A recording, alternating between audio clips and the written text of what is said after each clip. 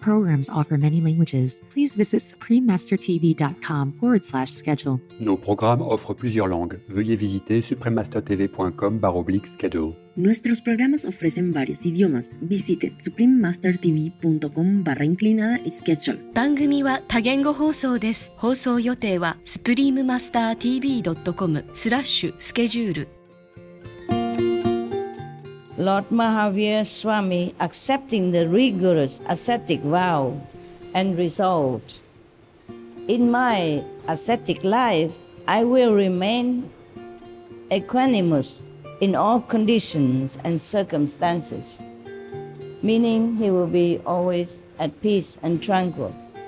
He will not fight back, or he will not complain, or he will not change, do anything, no matter what happened to him. He will just stay tranquil. Please keep watching to find out more. Supreme Master Ching Hai's lectures are not a complete meditation instruction. Please do not try alone. For free of charge guidance, please visit godsdirectcontact.org or contact any of our centers near you.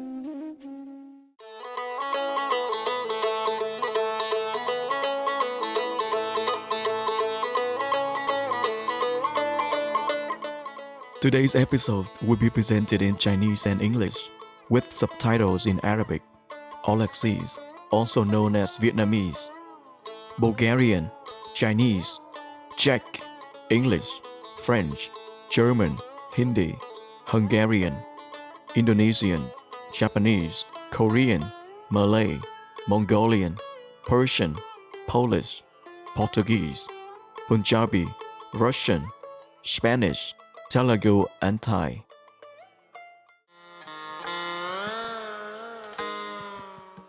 Apni Kemanakan means how are you in Bengali.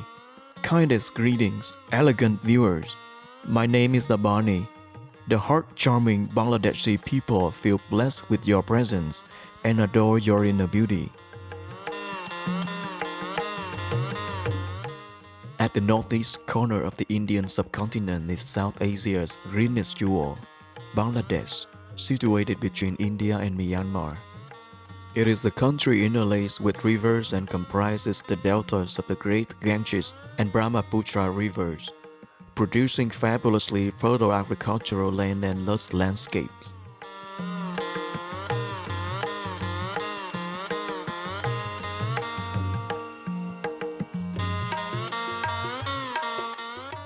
This land was first settled over 4,000 years ago, while the modern state of Bangladesh dates from 1970. Bangladeshi culture has a rich tradition of singing, often accompanied by instrumental music.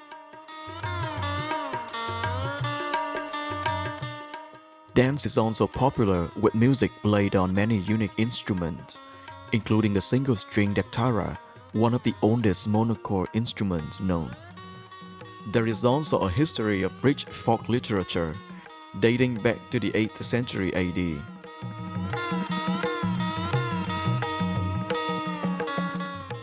This beautiful country's many mosques and Hindu temples speak of the population's spiritual side.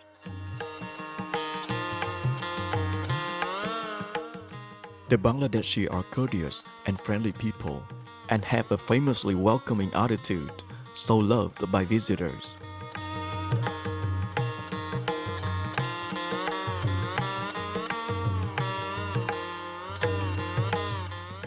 It is a delight to briefly introduce peace-loving Bangladesh to you, beloved viewers. We wish you miraculous days and magical nights ahead.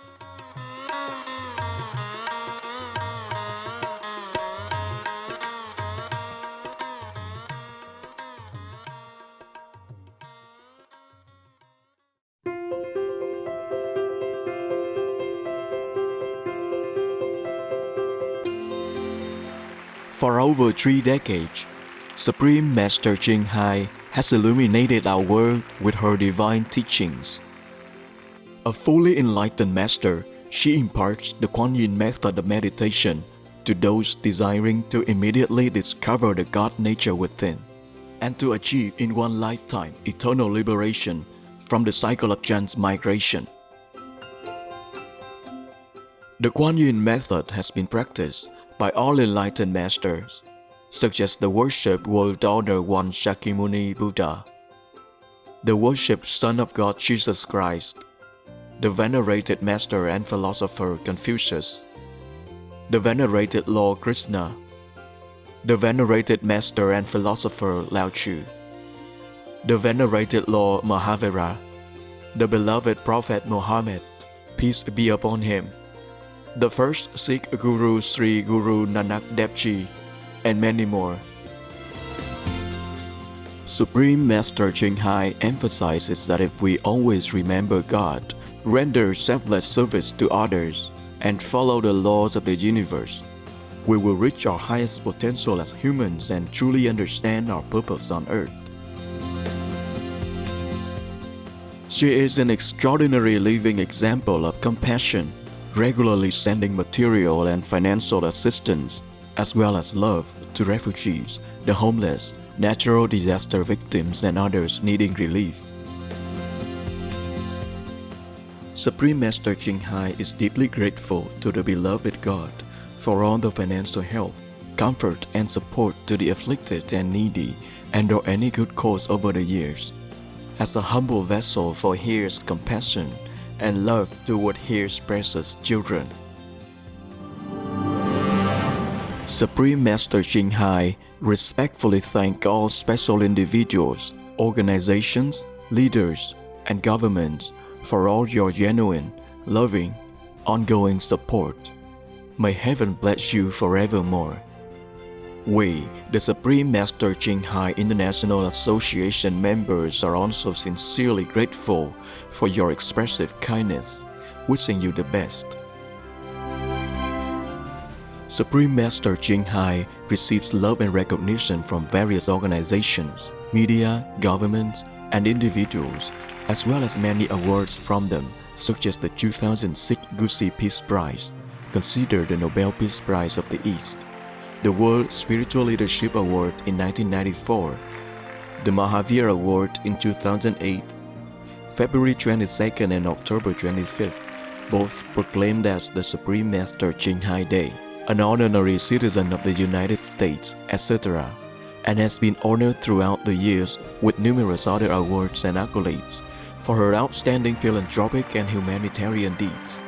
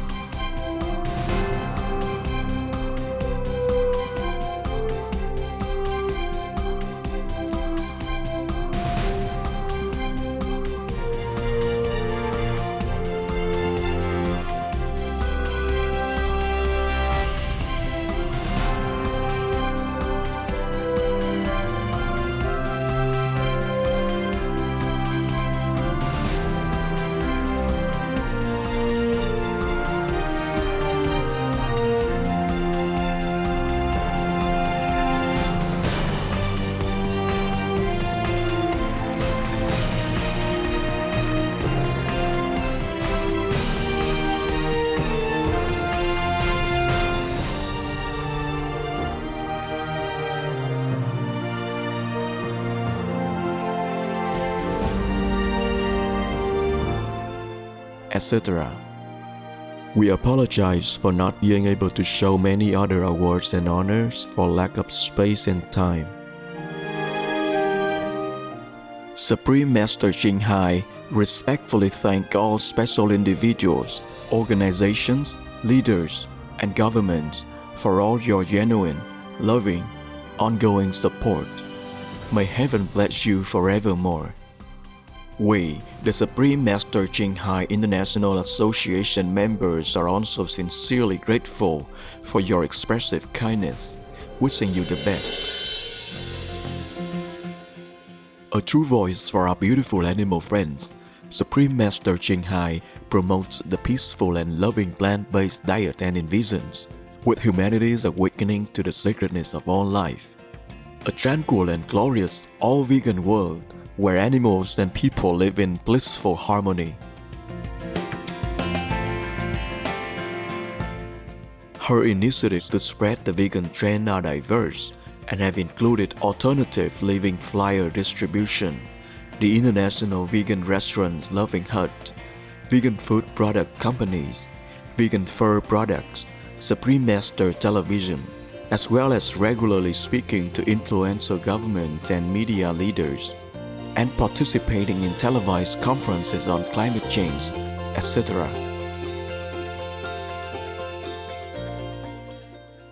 Whether we are aware of it or not, her efforts have had an enormous influence on global awareness of the animal-friendly lifestyle and how this benevolent way can bring lasting peace among nations while saving our planet from climate change and disasters.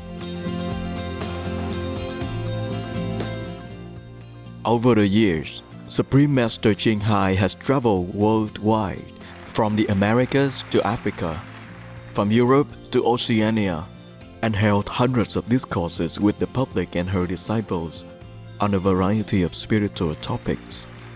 Today, we are blessed to present one of these insightful lectures entitled The Life of Lord Mahavira, The Great Renunciation, Part 3 of 4, on Between Master and Disciples, given in Chinese and English on June 23, 2019, at the New Land Ashram, Taiwan, also known as Formosa.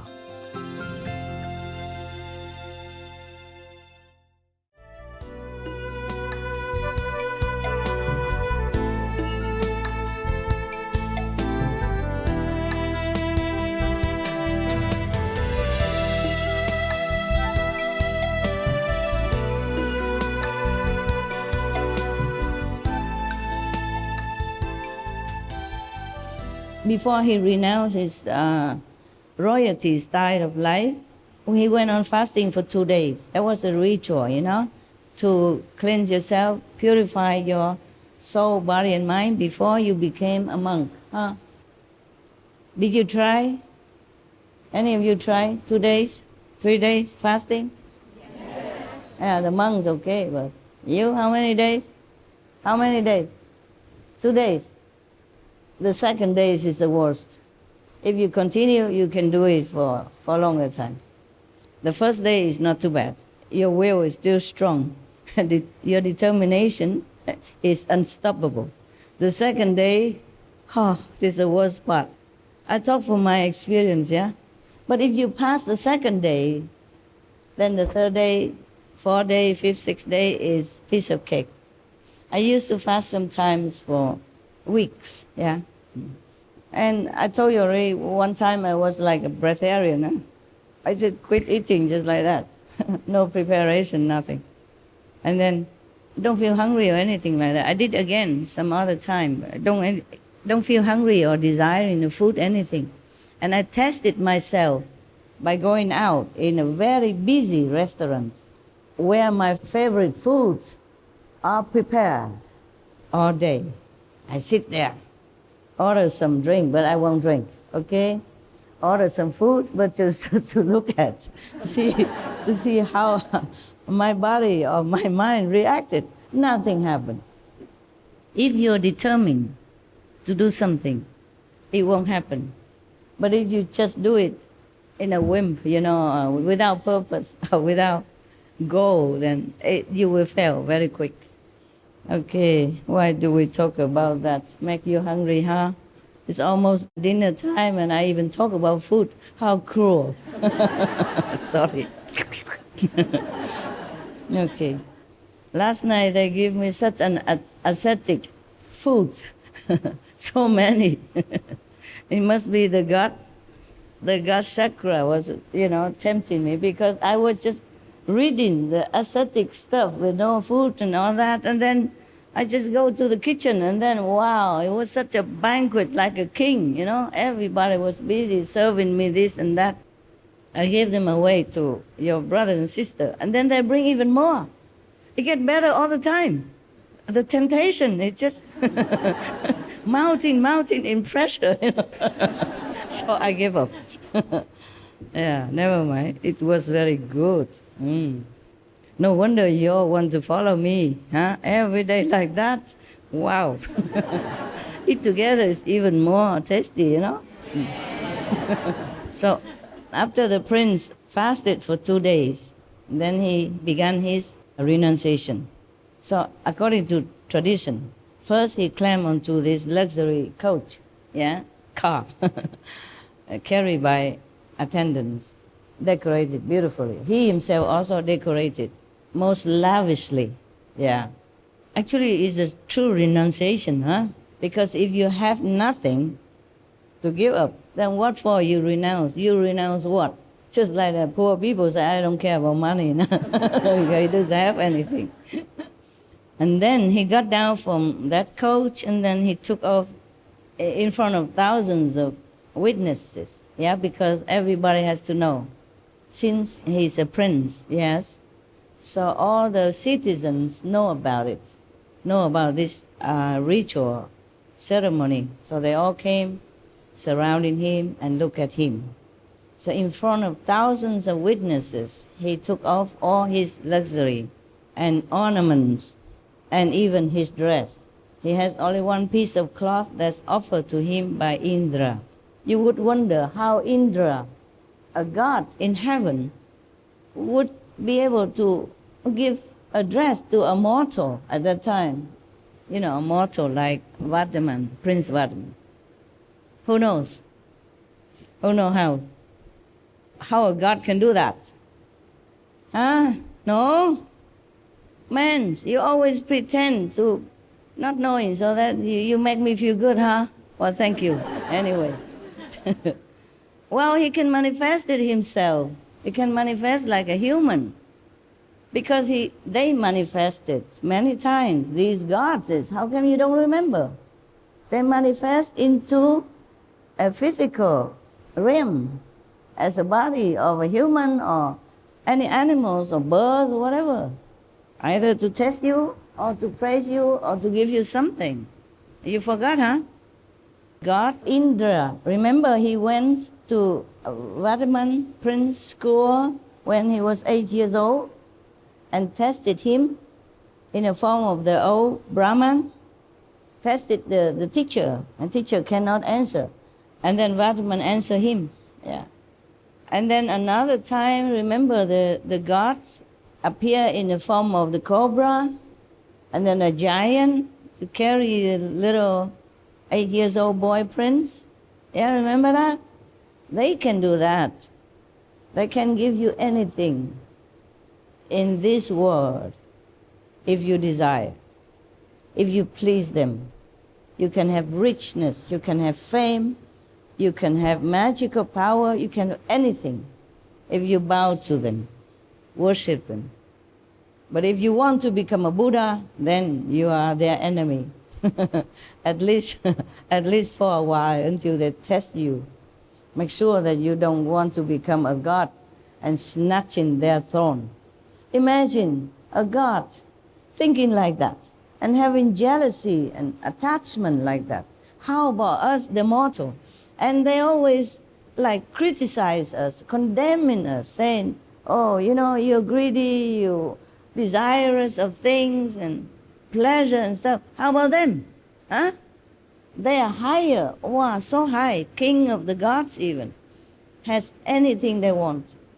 And can even manifesting due to their merit in former lives. that they have such power. They can build a palace in no time. They can give you all the jewelry in the world. They can install you as king of the whole planet. They can do many things for you. And still so envious of some poor ascetic sitting alone in a jungle, doing nothing harm to no one. Even if this ascetic wanted to be a god in heaven, through his practice, so what? Heavens are many. In my Father's house there are many mansions. Jesus said that. So if he became a god, he doesn't have to take away the position of Chakra or any other gods.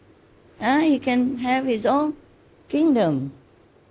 But I don't understand the gods, these small gods. They rule the whole, many heavens, over many gods, have so many beautiful fairies, angels around them, have everything, all the power in the three worlds, and still so silly. We would think heavens, these kind of lower heavens, of course, not the original heaven, okay? Not the higher heaven like the fifth heaven or the fourth level heaven or above the fifth, different. But still, being a god, you should think they behave more decent, no? Sorry, the truth hurts sometimes. Yeah. I'm telling you, behave, Yeah. You are God, you are the gods. Right. I'm not afraid. I tell the truth. And then they would punish us if we desire something. Yeah? Or if we want richness or fame or position in the society, then they will also look down upon us, thinking that we are not a good person. And then they are doing similar things, worse, yeah? Even punish those who they feel are threatening to their position as a god. It's so funny.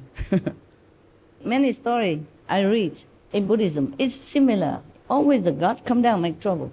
You see, up to now, there are a couple of gods came down and bothered Prince Vatiman already when he was only a little kid even. Shame, huh? Shame on you. Well, we forgive you. So now, after removing all the ornaments and dress and leave only the cloth that Indra gave it to him, Indra god came down due to respect and offered him this celestial kind of cloth. It's different, it's shining with light, in all directions. It's brilliant. It's not this one. It's not made of cotton. Even though you say I look beautiful in this, but his dress, even though it's not from royalty, but it's from heaven, it's beautiful. The same with the kashok that offered to the sixth patriarch, Huinam, that was passing down from a long lineage of enlightened master. It has different energy than it's just a normal dress, a normal kashok, mean a monk's robe. That's why after the sixth patriarch got this dress, many people want to kill him for it, want to take it. And they are monks even. Believe it or not, telling you. Some kind of monk. After he does that, he has only one piece of cloth to cover himself. And then the prince, Vatman, poured out his hair in 5 strong fistful. I guess the ritual at that time. You have to pour out your own hair. He should have gone to the Buddha, and then the Buddha would just make it fall off, naturally, or shave it for him. But I guess it's a ritual. He has to do it. It's painful, just to show the pain and the endurance of somebody who wants to be a monk at that time. And he was determined. So he poured his hair in 5 strong fistful, the fist of his own hands. Imagine, he's a very strong prince. He even catch a cobra and throw him away, big cobra. And he punched the giant when he was only 8 years old. Imagine now he's 30 already. Imagine how stronger he has become. And he poured his own hair 5 times to take it all off instead of shaving. And then Indra at that time, present, collected his dress, his ornaments, and hair, and put into a golden vessel. What is Indra doing here? Collecting people's stuff. But they are precious, that's why. Okay? Now, after this, he uttered in his deep resonant voice, Namo Siddhanam, meaning I salute or I bow to the Siddhas, meaning liberated souls, meaning I salute all the masters, or I bow to all the masters, yes. Or the saints, yeah? Same, yeah. Liberated saints. And then the prince took the vow of ascetic life. Now, officially, he has become ascetic. He spoke again. I take the vow of practicing equanimity all through my life and abandon all intentional sinful activities. Thus spoken, Lord Mahavira Swami, accepting the rigorous ascetic vow and resolved, in my ascetic life, I will remain equanimous in all conditions and circumstances, meaning he will be always at peace and tranquil. He will not fight back, or he will not complain, or he will not change, do anything. No matter what happened to him, he will just stay tranquil. That's what it means. He continued, I will tolerate every affliction or predicament caused by man, God, demon, or animal equally, no matter how fearsome it is.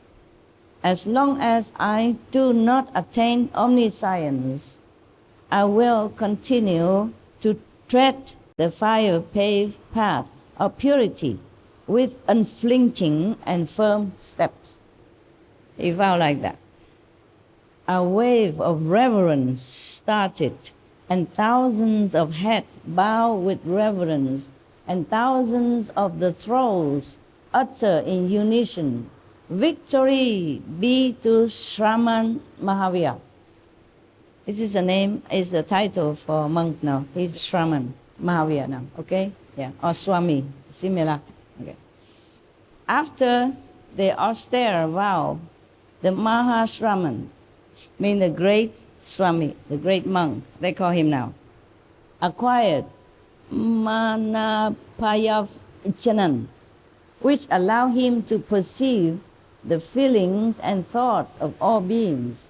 He has some psychic power now, yeah.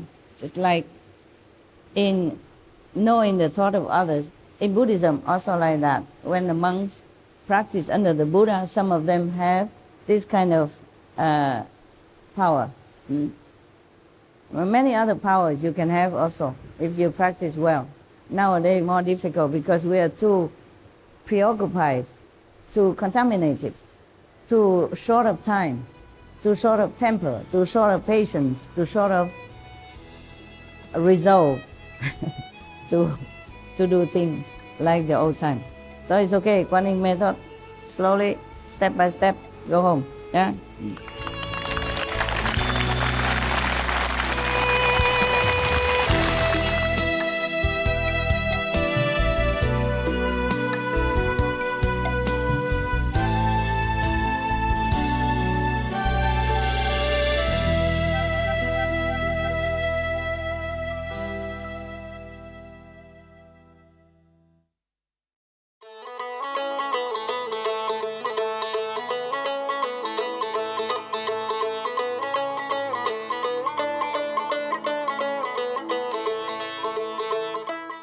Caring viewers, we appreciate your company for today's episode entitled The Life of Lord Mahavira, The Great Renunciation, Part 3 of 4, on Between Master and Disciples.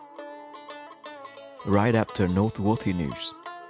Please stay tuned to Supreme Master Television for more positive programming. May you be richly blessed with all things wonderful and good. Our programs offer many languages. Please visit suprememastertv.com/schedule and suprememastertv.com/BMD.